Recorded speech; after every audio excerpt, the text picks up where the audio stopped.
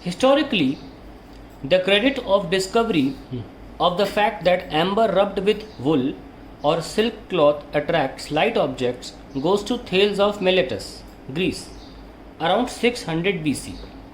The name electricity is coined from the Greek word electron, meaning amber.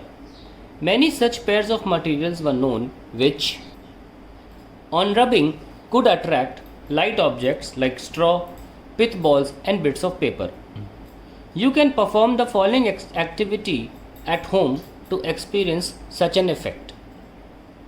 Cut out long thin strips of white paper and lightly iron them. Take them near a TV screen or computer monitor. You will see that the strips get attracted to the screen. In fact, they remain stuck to the screen for a while. It was observed that if two glass rods rubbed with wool or silk cloth are brought close to each other, they repel each other. The two strands of wool or two pieces of silk cloth with which the rods were rubbed also repel each other. However, the glass rod and wool attracted each other. Similarly, two plastic rods rubbed with cat's fur repelled each other but attracted the fur. On the other hand, the plastic rod attracts the glass rod and repels the silk or wool with which glass rod is rubbed. The glass rod repels the fur. If a plastic rod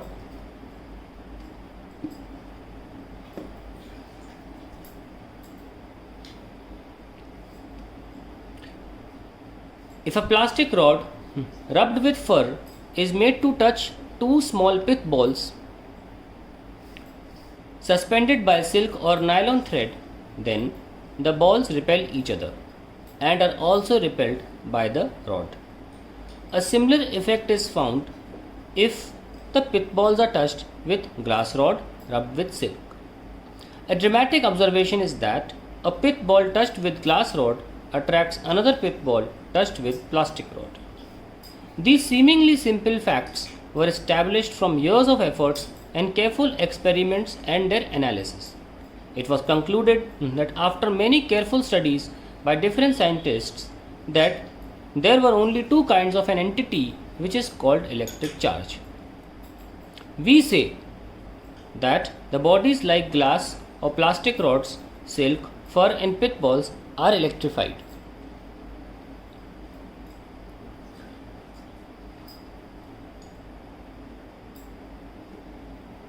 They acquire an electric charge on rubbing. The experiments on pith balls suggested that there are two kinds of electrification, and we find that like charges repel and unlike charges attract each other. The experiments also demonstrated that the charges are transferred from rod to the pith balls on contact. It is said that pith balls are electrified or are charged by contact. The property which differentiates the two kinds of charges is called the polarity of charge. When a glass rod is rubbed with silk, the rod acquires one kind of charge and the silk acquires second kind of charge. This is true for any pair of objects that are rubbed to be electrified.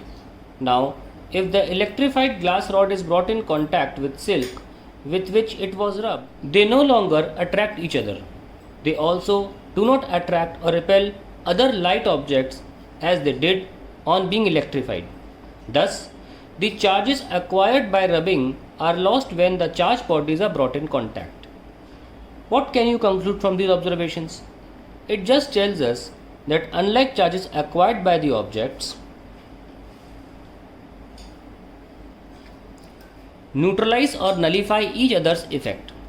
Therefore, the charges were named as positive and negative by the American scientist Benjamin Franklin. We know that when we add a positive number to a negative number of same magnitude, the sum is 0. This might have been the philosophy in naming the charges as positive and negative. By convention, the charges on glass rod or cat's fur is called positive and that on plastic rod or silk is termed negative. If an object possesses an electric charge, it is said to be electrified or charged. When it has no charge, it is said to be electrically neutral. A simple apparatus to detect charge on a body is the gold leaf electroscope. It consists of a vertical metal rod housed in a box with two thin gold leaves attached to its bottom end.